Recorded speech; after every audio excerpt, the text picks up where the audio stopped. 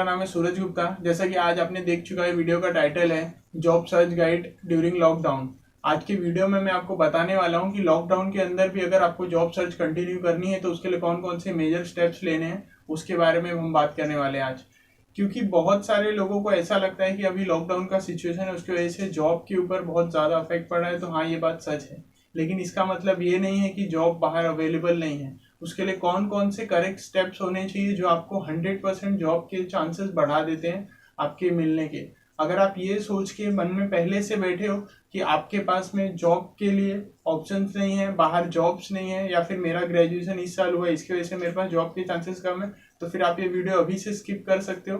क्योंकि अगर आपकी पहले से होप ही नहीं है जॉब के लिए तो फिर मैं उसका कुछ नहीं कर सकता। लेकिन अगर आपको होप है कि आपको वीडियो के अंदर मैं ऐसी कुछ बातें बताने वाला हूँ जो आपको 100% जॉब सर्च के लिए बहुत ज़्यादा हेल्पफुल होगी, तो स्टार्ट करते हैं वीडियो। उसके पहले मैं बोलना चाहता हूँ कि अगर आप चैनल पे न्यू हो तो आपको make sure subscribe button click करना है। मैं आने वाले ऐसे ही कंटिन्यू वीडियो जो जॉब के रिलेटेड बनाता हूँ और साथ में सिविल इंजीनियरिंग के लिए अलग अलग टिप्स लेकर आता हूँ, और अपनी पर्सनैलिटी डेवलपमेंट के लिए भी अलग अलग टिप्स इस चैनल पे आपको मिलेगी। तो वीडियो स्टार्ट करते हैं।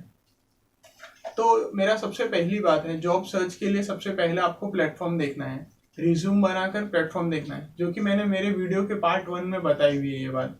मतलब उसके अंदर आपको कैसे रिज्यूम बनाना है, सबसे पहले आपका ये फिर उसके बाद में आपको वो रिज्यूम बनाने के बाद में कैसे पोर्टल पे अपलोड करना है, फिर उसके बाद के कौन से स्टेप है। इसको मैंने 3 सीरीज में बनाए हुए हैं। अब तक के मेरे पिछले मैंने 3 वीडियोस बनाए हुए हैं, जिसके अंदर सबसे पहले मैंने बताए हैं कि कौन कौन से पोर्टल्स हैं, मतलब जिसके अंदर आप जॉब के लिए अप्लाई कर सकते हो। सबसे पहले वो बात नंबर 2, जिसके अंदर मैंने आपको बताई है कि रिज्यूम किस तरीके से अपलोड करने हैं, मतलब कि आपको कौन से ऐसे स्टेप्स लेने हैं जो आपके रिज्यूम को इफेक्टिव बनाते हैं। आप रिज्यूम एक बार बना लिए, लेकिन उसके बाद उसको अपलोड कैसे करने हैं, और उसको अपलोड करने के बाद में उसका सबसे बड़ा मेजर स्टेप्स ये होता है कि अपना रिज्यूम बनाने के बाद में हम लोग ये सोचते हैं कि बस अब उसको अपलोड कर दिया, अब मुझे कंपनी डायरेक्ट कांटेक्ट करेगी। बट वो सिर्फ एक जॉब पोर्टल है, अगर ये बात आपको समझ में आ रही होगी। उसके ऊपर सिर्फ रिज्यूमे अपलोड होता है। सब कंपनी ऐसी नहीं रहती है जो आपको कांटेक्ट करती है वहां से।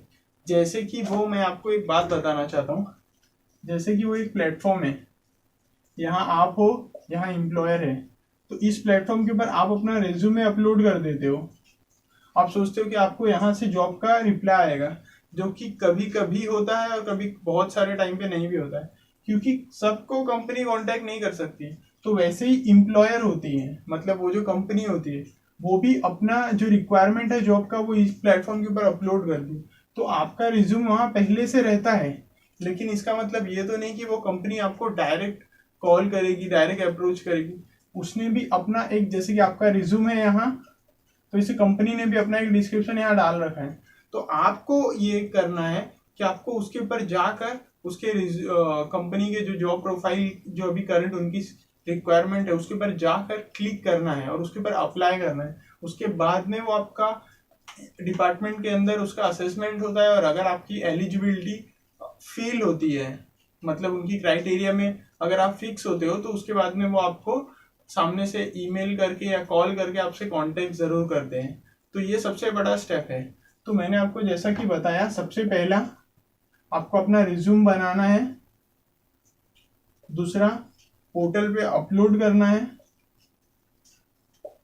और तीसरा अपलोड करने के बाद में वो ईमेल जो वहां से रिटर्न आए उसको वेरीफाई करना है। और वो कैसे ईमेल्स है, मतलब एक ईमेल वेरिफिकेशन का प्रोसेस है, जिसके अंदर आपको समझना होगा कि कौन सी जॉब है जो आपको सच में, मतलब कौन सी ईमेल है जो आपको जॉब के लिए हेल्प कर रही है, और कौन सी है जो फेक है, जो कंसल्टेंसी, फेक कंसल्टेंसी से, या सिर्फ आपके पैसे को लेने के लिए ऐसे अलग अलग ऑर्गेनाइजेशन है वो लोगों का है, या फिर रियल है। तो इसके ऊपर मैंने 3-4 ऐसे सीरीज में बनाए। मैं डिस्क्रिप्शन में उसका लिंक देने वाला हूँ, जिसके अंदर पार्ट 1, पार्ट 2, पार्ट 3, पार्ट 4 आपको सीक्वेंस में देखना है। इसके अंदर टाइम लगेगा समझने के लिए।